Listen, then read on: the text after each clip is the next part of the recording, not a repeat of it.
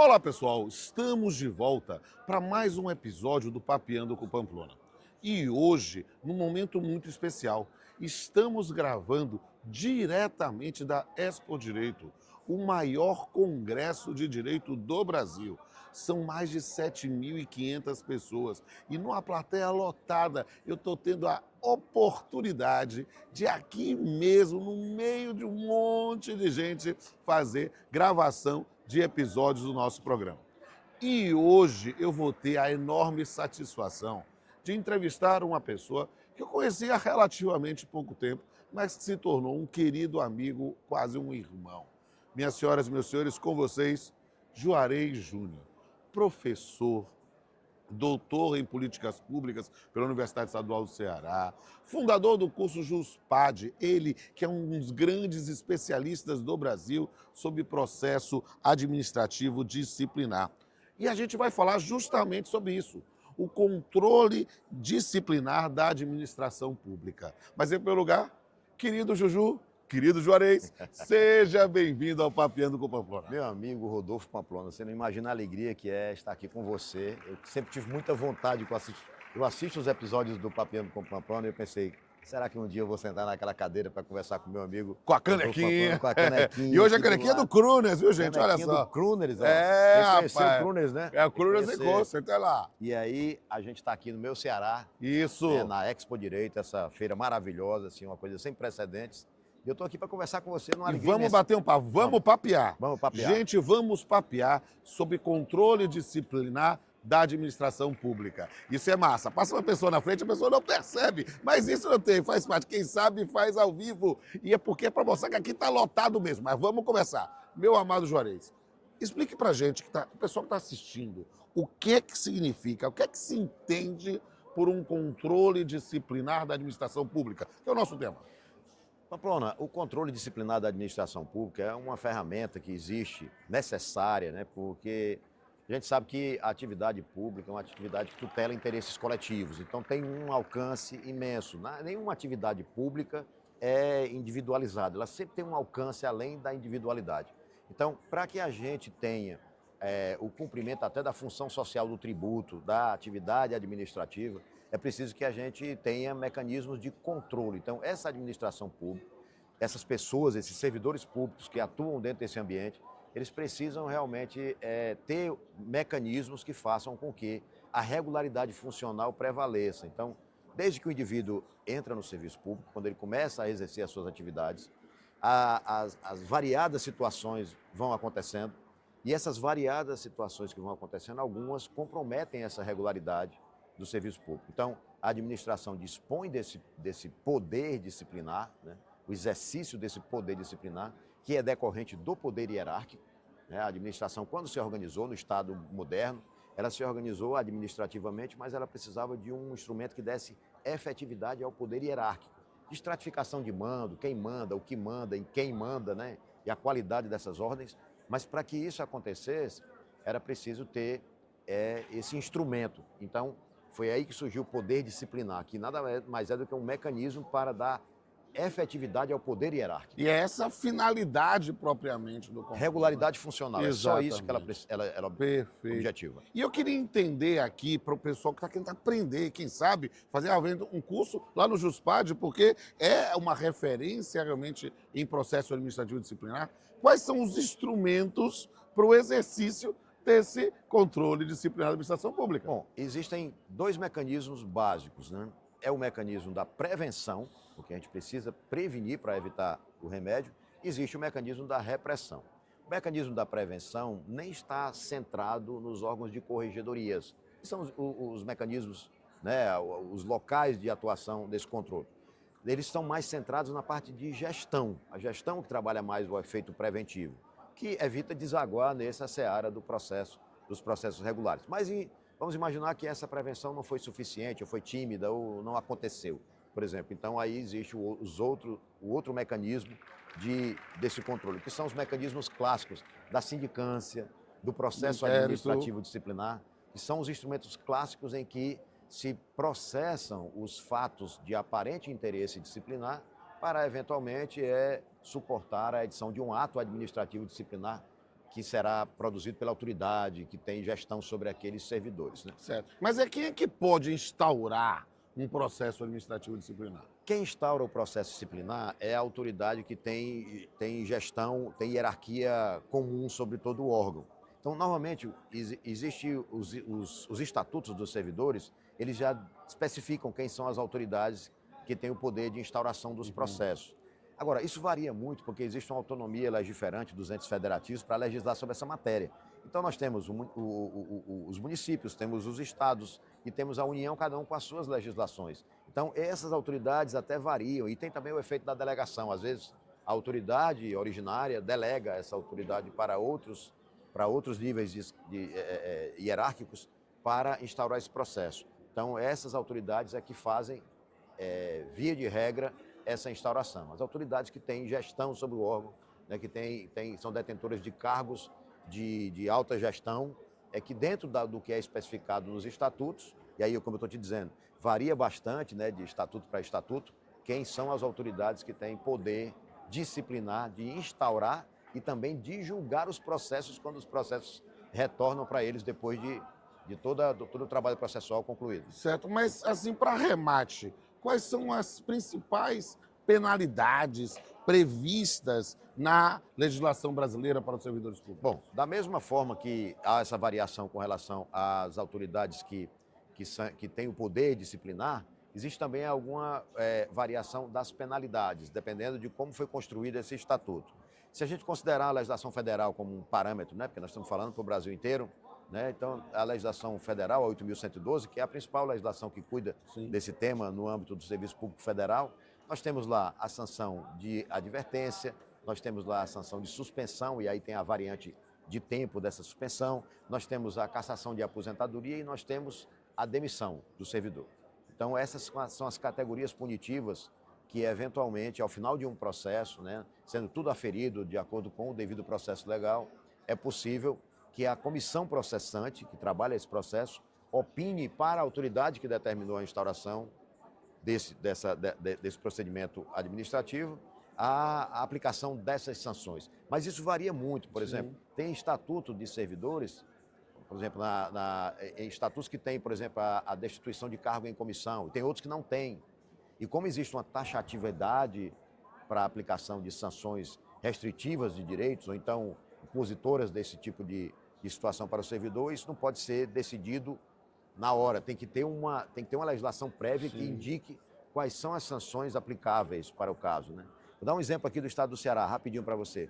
Aqui no estado do Ceará, nós temos o Estatuto dos Servidores Militares, que diz, dos servidores militares, que diz que as sanções são sanções privativas de liberdade, né? Algumas são privativas de liberdade, mas se você chegar, por exemplo, no Estatuto dos Servidores, no Código de Ética dos Militares de Minas Gerais, do estado de Minas Gerais, lá tem a remoção compulsória como sanção. Aqui no Ceará não tem. Entendi. Então, varia de estatuto para estatuto, mas de forma que a gente tem que compreender que sempre as sanções a serem aplicadas têm que ter uma prévia combinação em norma, em lei, para que sejam aplicadas. Não pode o gestor decidir isso na hora que está julgando o processo. Juarez, eu vejo quanto esse tema tem nuances, tem peculiaridades, e eu realmente fico muito interessado em aprender mais sobre ele. Mas, cara, nós estamos na Expo Direito, 7.500 pessoas aqui. Tem uma galera, tive que separar aí algumas pessoas, porque é muita gente querendo participar. E a gente volta daqui a pouco com perguntas da plateia.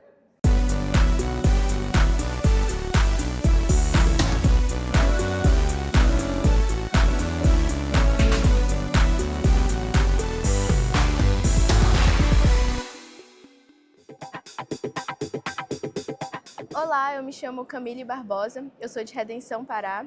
O professor Juarez poderia me explicar qual é a diferença entre sindicância e processo administrativo disciplinar?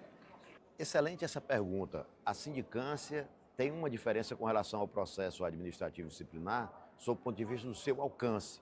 As sindicâncias, elas são instruídas para processar os fatos de aparente interesse disciplinar que não sejam passíveis de demissão.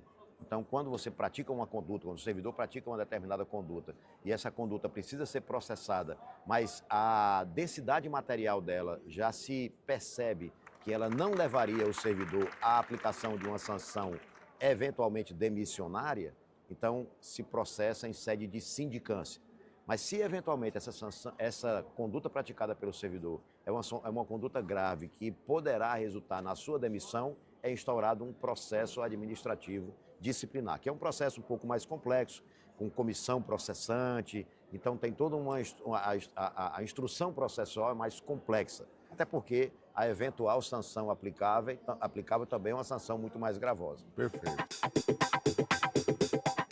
Eu sou Alice Pimentel, eu sou de Brasília. E, professor, você poderia me dizer quais são os direitos do servidor público no processo disciplinar? Maravilhosa essa pergunta, porque uma das coisas importantes durante a instrução processual é o reconhecimento de que aquele indivíduo que está sendo processado também é sujeito de direitos, né? Então é preciso garantir para ele todo o corolário constitucional do devido processo legal, né? O direito dele de exercer a sua defesa através de um defensor constituído ou então de um servidor apontado pelo órgão correicional, se eventualmente a legislação desse servidor é silente com relação à defesa por advogado, porque aí tem o alcance da súmula vinculante número 5 do Supremo Tribunal Federal, que garante que a defesa no processo disciplinar realizada, a defesa técnica por advogado no processo disciplinar, se ela não existe, isso não torna a defesa inconstitucional. Então, é preciso ter em mente que é preciso garantir para o servidor esses direitos para que a instrução processual seja o mais regular possível e seja legitimada a eventual aplicação da sanção disciplinar. Perfeito.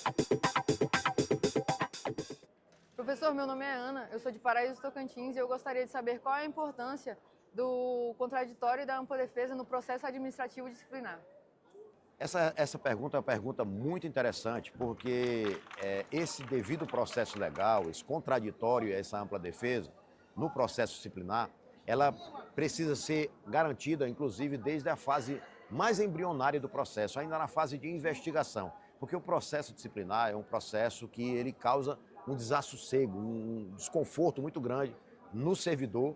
Há um prejuízo, inclusive, na efetividade do princípio da eficiência, porque o servidor que está respondendo a um processo, ele não tem a mesma tranquilidade de um outro que não está respondendo a um processo. Então, a justa causa para a instauração do processo é muito importante e, às vezes, a aferição dessa justa causa para a instauração do processo depende do manejo do contraditório e da ampla defesa, inclusive na fase pré-processual, na fase de investigação. Então, todo esse aspecto de garantir o contraditório, não só o contraditório formal, mas o contraditório material, que carrega substância, que traz significado para essa comunicação processual, ele é importantíssimo para o processo disciplinar, porque ali, como eu falei em outras etapas, existe uma tutela de interesses coletivos. Então, quando você demite um servidor público, esse ato administrativo de demissão de um servidor público, ou mesmo de uma punição de suspensão, você está afetando outras pessoas, está afetando contribuintes, pessoas que precisam do trabalho. Então,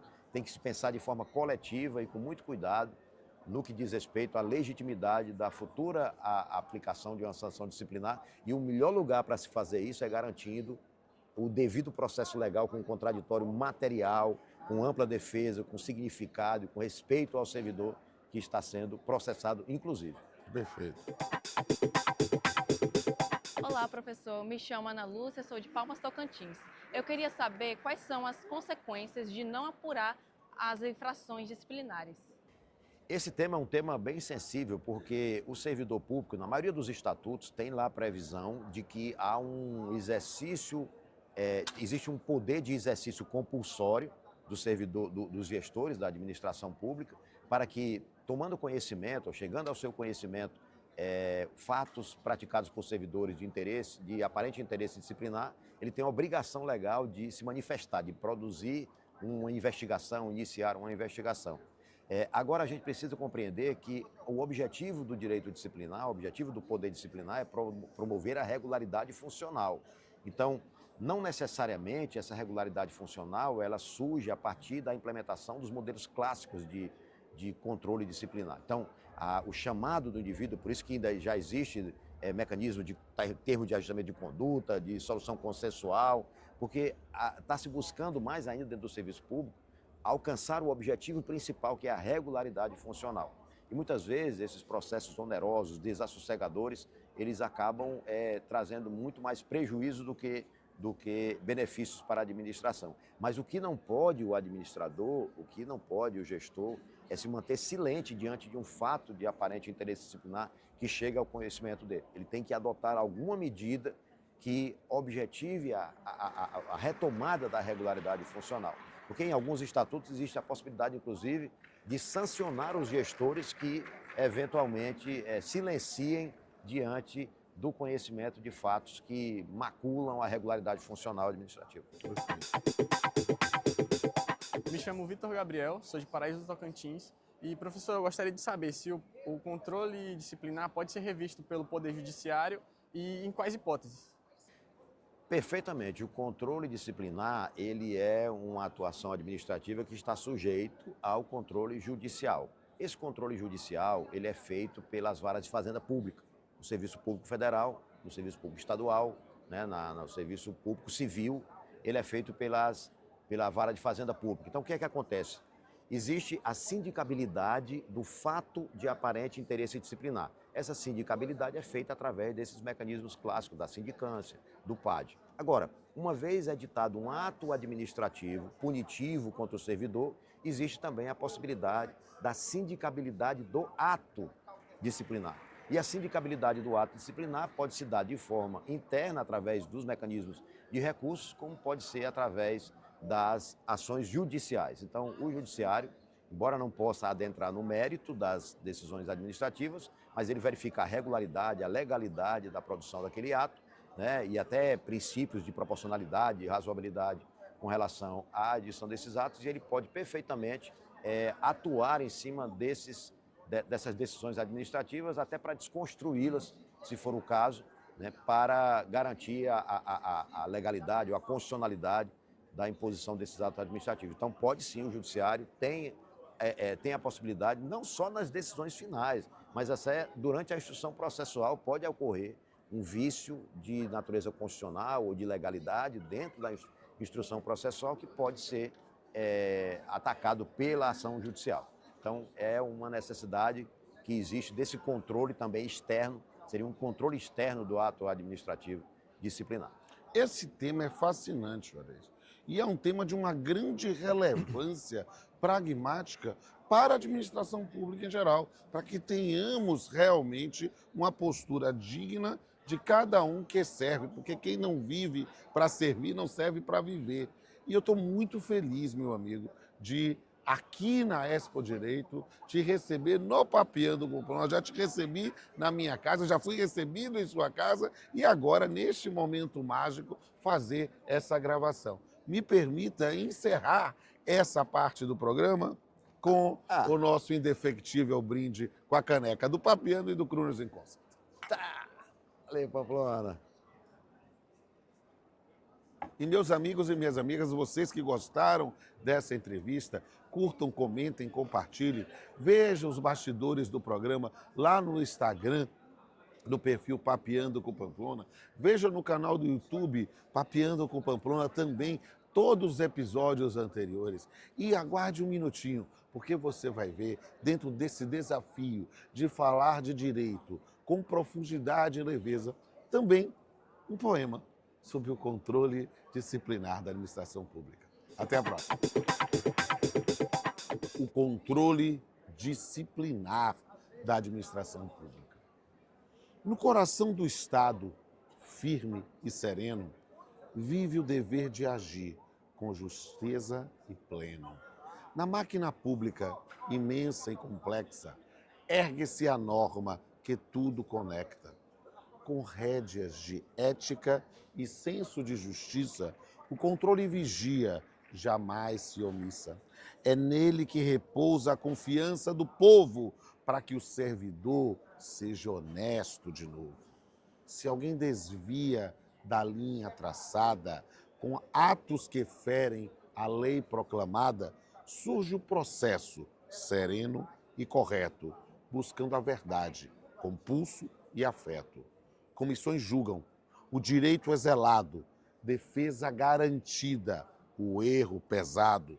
Não é vingança nem força bruta, mas a correção de quem foge da luta. Disciplina não é apenas punir, é também ensinar, fazer, refletir, para que o serviço público, com honra e clareza, seja o espelho da lei e da nobreza. Assim se sustenta o pacto social, com ética firme e dever moral. O controle é farol da administração, guardião da ordem e da retidão. Até a próxima.